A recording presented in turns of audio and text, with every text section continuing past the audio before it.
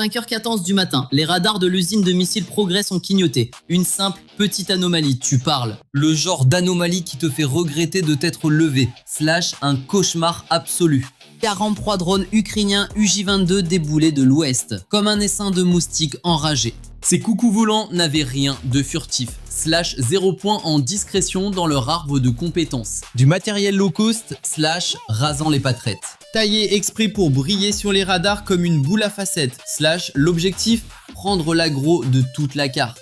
Au sol, les batteries russes Pantsir S1 n'ont pas rigolé. Les artilleurs des ZU-23 ont réagi comme de bons petits PNJ bien programmés. Activation des radars / verrouillage automatique des cibles. Le ciel nocturne s'est transformé en un véritable feu d'artifice / avalanche de missiles et balles traçantes. Une défense parfaite / exactement comme dans les manuels scolaires. Une démonstration technique impeccable / le système automatisé faisait un véritable carnage. Boum, boum, boum / les cibles tombaient les unes après les autres / un vrai jeu de tir d'arcade. Les opérateurs savouraient leur série d'éliminations sur leurs écrans verts. La douce satisfaction d'un gros bras qui écrase des mouches au bazooka / la ligne tenait bon. Sauf qu'ils avaient oublié un petit détail crucial, les mathématiques cruelles de ce foutu monde capitaliste. Une équation machiavélique qui allait les laisser complètement à poil dans quelques minutes. Le piège s'est refermé en moins de 20 minutes chrono / échec et mat. À chaque fois qu'un fier soldat détruisait un foutu drone en carton à 30 000 $, il balançait par la fenêtre un missile de luxe à 170 000 $.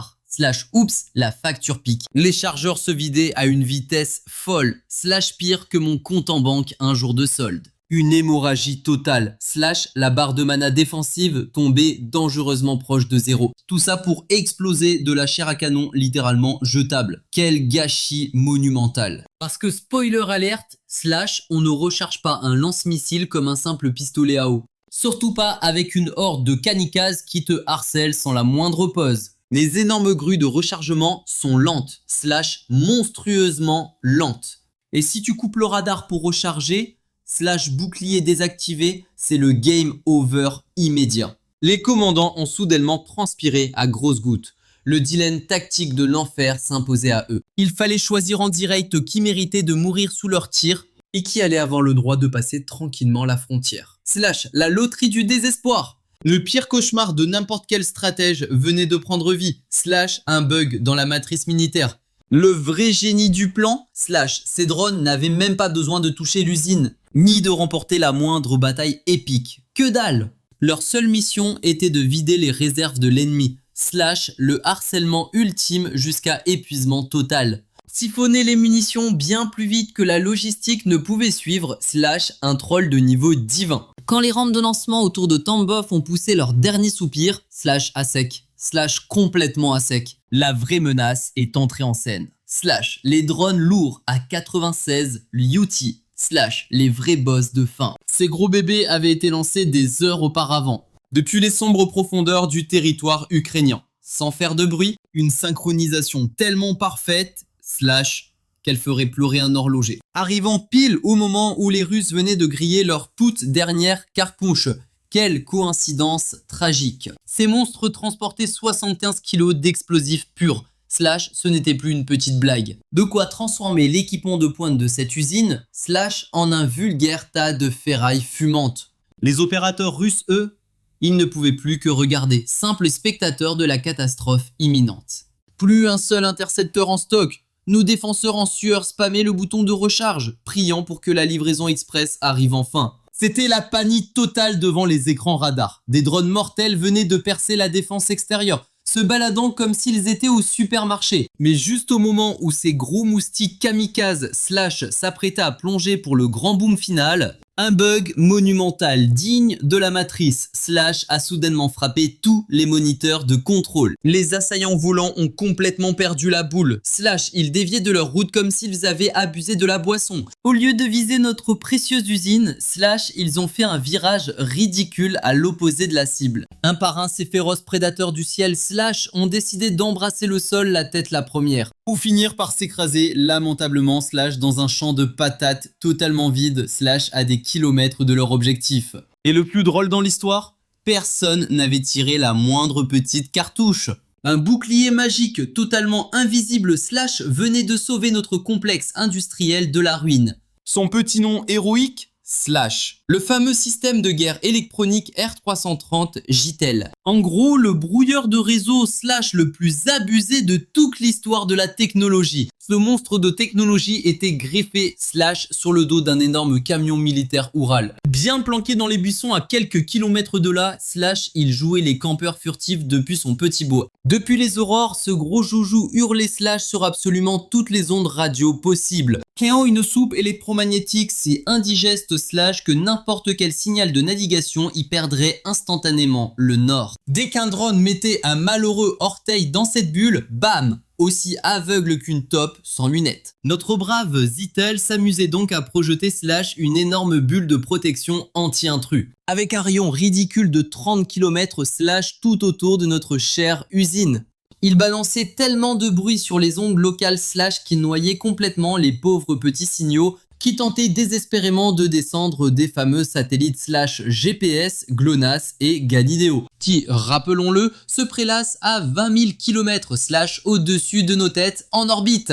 Et pour la petite blague, Slash, il coupait aussi totalement le réseau mobile du quartier, transformant la région tout entière Slash en un gigantesque désert numérique sans la moindre barre de Wi-Fi. Pour les kits des défenseurs russes, Slash, ce routeur sous stéroïdes était 1 million de fois plus rentable Slash que leurs vieux missiles hors de prix. Ils mettaient KO les menaces ennemies Slash en utilisant la pure magie de la physique. Ces lourds drones d'attaque avaient la fâcheuse habitude Slash de dépendre à 100% de leur GPS. Juste pour savoir s'ils volaient à l'endroit, Slash à quelle vitesse et surtout dans quelle direction.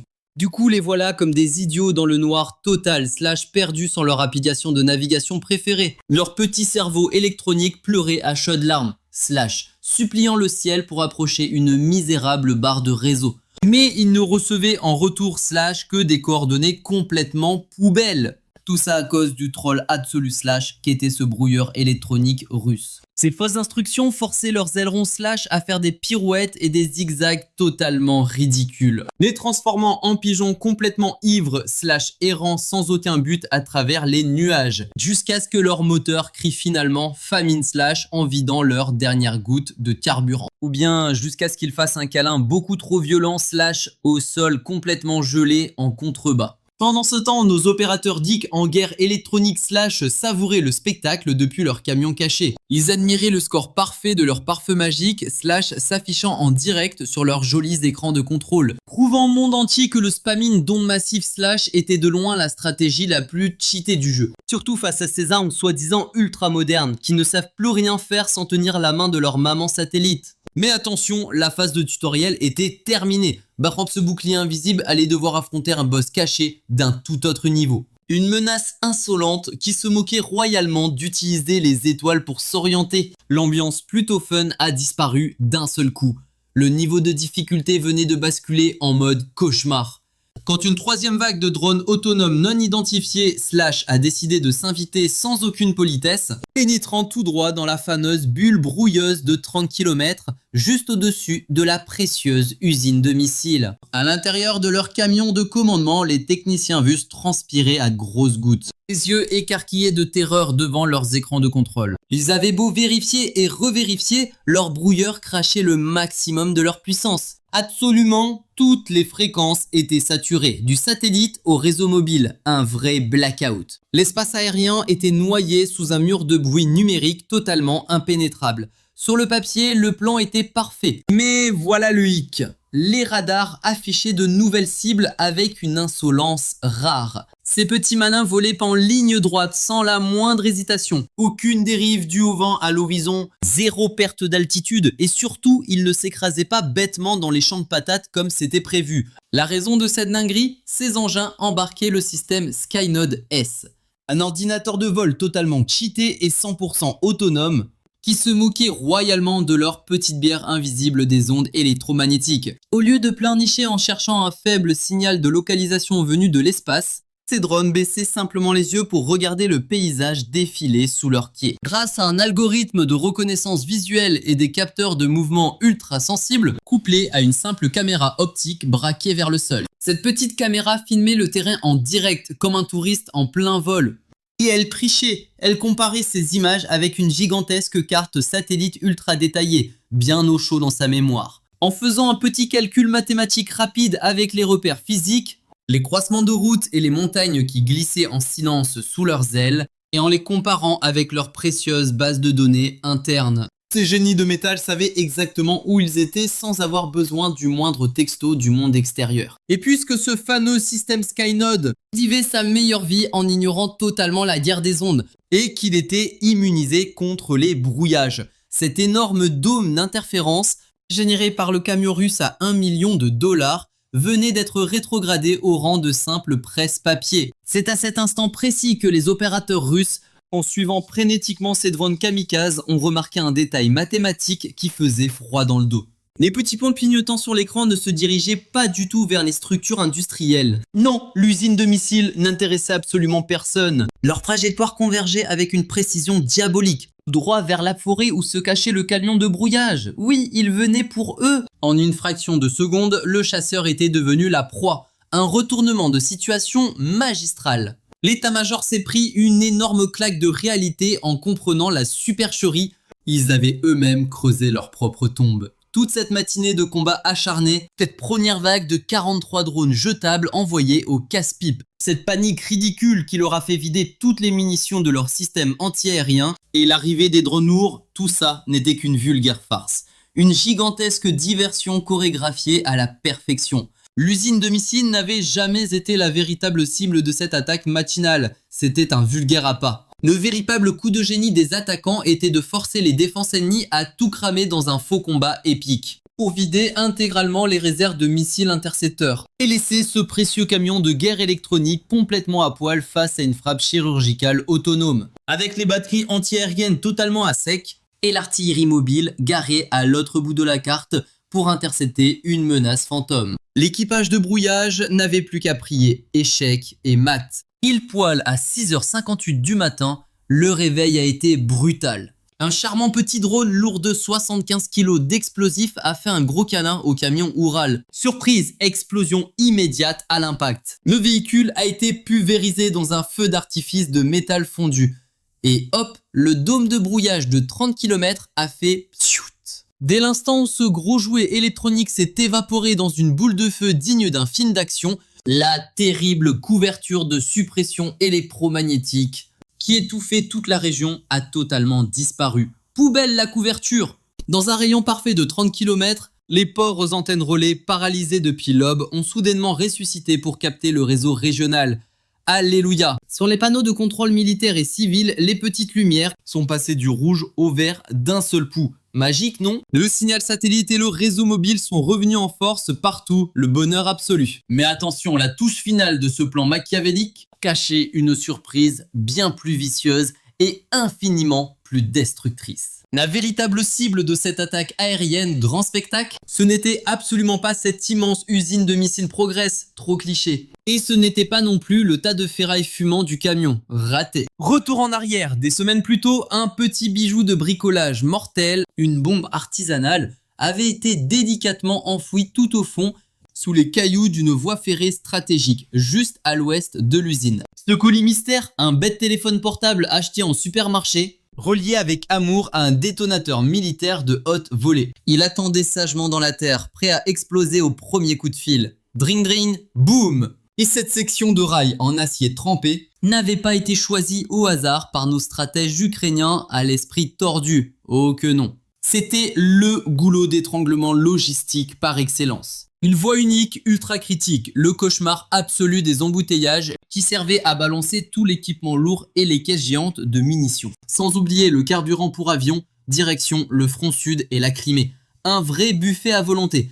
Mais voici la blague de l'année. Pendant des semaines, la machine de guerre russe avait accidentellement protégé elle-même cette artère vitale. Comment? Grâce à son propre équipement de brouillage dernier cri. Merci les gars. En garant leur brouilleur géant près de l'usine pour faire peur aux drones. Les forces russes avaient tellement inondé la vallée avec leurs ondes et leurs vacarmes électromagnétiques assourdissants que le petit téléphone en TV n'avait aucune barre de réseau pour recevoir l'appel fatal. zéro réseau. La bombe était donc plongée dans un profond sommeil, enfermée à double tour dans un coffre-fort invisible bâti par ses propres futures victimes. L'ironie est délicieuse. Sauf que maintenant, adieu le méchant brouilleur. Et avec un ciel totalement vidé de ses défenses, la fameuse prison numérique a volé en éclats pour toujours. Le téléphone de la mort affichait enfin un signal parfait. Ding! Notification activée. Pendant des heures après ce petit spectacle pyrotechnique matinal, la gare de triage continuait sa petite vie, ignorant totalement la faucheuse qui roupillait sous ses rails. Les équipes d'urgence couraient partout comme des poulets sans tête pour réparer ce qui fumait encore. À des kilomètres de là, devant les restes fumants de leur camion radar en miettes, l'ennemi se tapait dans le dos, absolument convaincu d'avoir sauvé la situation. Allez, hop, au boulot!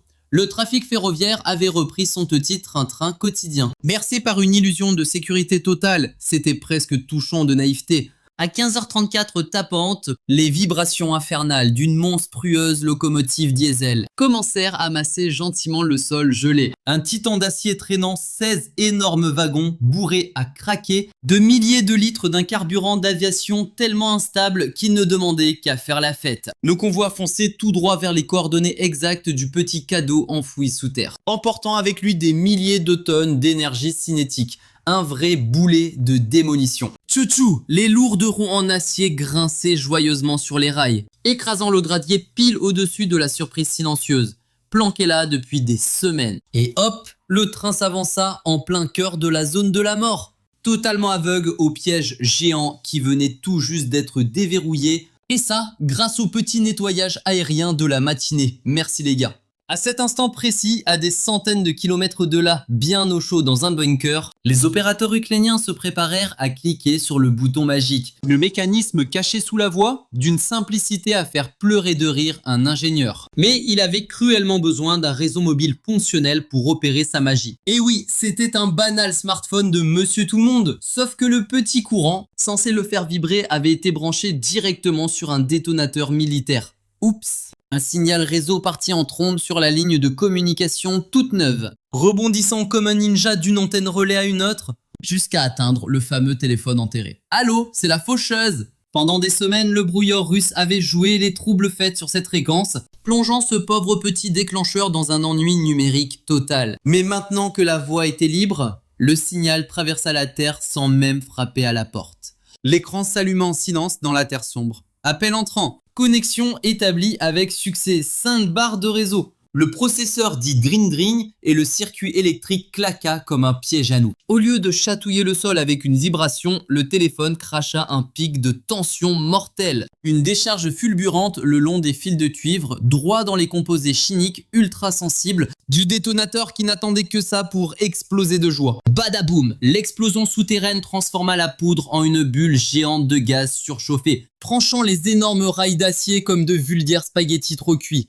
La force colossale expédia la pauvre locomotive valsée hors de la voie, brisant net son élan et arrachant les attaches des wagons comme de simples bouts de ficelle. Un freinage d'urgence version catastrophe créa un carambolage de proportions épiques. Le poids titanesque des wagons à l'arrière s'encastra direct dans la locomotive déraillée. Bim! Ce bisou mortel fracassa violemment les cônes d'acier sous pression de nos magnifiques citernes de carburant spécialisés, déchirant les épaisses plaques de métal comme des canettes de soda et vomissant des milliers de litres d'essence d'aviation brûlante sur les cailloux de la voie. La recette parfaite pour une catastrophe? Imaginez le tableau. Des centaines de tonnes d'acier qui hurlent et se tordent. Un véritable feu d'artifice d'étincelles surchauffées. Et devinez ce qui arrive quand ces petites étincelles coquines rencontrent un nuage géant de vapeur de carburant. Oups! Boum! Slash, une boule de feu colossale, digne d'une attaque ultime, a jailli des réservoirs éventrés. En quelques misérables secondes, le train entier et ses 16 wagons ont été avalés par cet enfer. Terrifiant, non? Ce brasier titanesque a carrément fait fondre les rails en acier restants, comme du simple beurre oublié en plein soleil. Résultat des courses, ce foutu passage unique et vital s'est retrouvé complètement paralysé pour de longues semaines. Une destruction tellement parfaite qu'elle a tranché net leur ligne de ravitaillement la plus cruciale, /quick, plus rien ne passe. C'était pourtant le cordon ombilical absolu pour maintenir en vie plusieurs divisions russes sur le front sud, vraiment dommage pour eux. Cette catastrophe logistique monumentale a enfin révélé le coup de maître de cette opération, / un plan tout simplement brillant. La symétrie totalement absurde et terrifiante d'une stratégie à plusieurs niveaux, c'est là que ça devient hilarant. Vous vous rappelez de cet assaut de drones super bruyant et totalement matu vu contre cette usine de missiles ultra protégée? Alerte spoiler, elle n'a jamais eu pour but de détruire le bâtiment. Ce n'était qu'un vulgaire passe-partout géant.